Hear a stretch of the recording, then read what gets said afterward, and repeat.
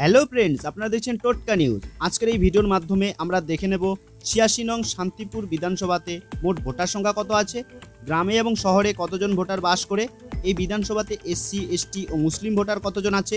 তাছাড়াও আমরা দেখে নেব এই বিধানসভাতে ২০২১ বিধানসভা ও ২০২৪ লোকসভা ভোটে কেমন ফলাফল হয়েছিল। তাহলে আসুন এক এক করে সব দেখে নিই।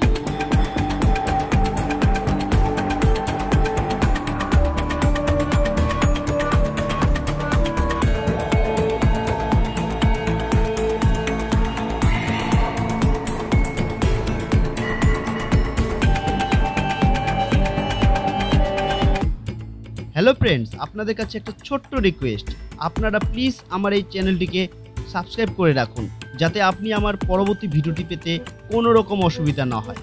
আর হ্যাঁ, আপনারা অবশ্যই জানান আপনি কোন বিধানসভার অন্তর্গত এবং কোন দলকে সাপোর্ট করেন, জানান আমার কমেন্ট বক্সে।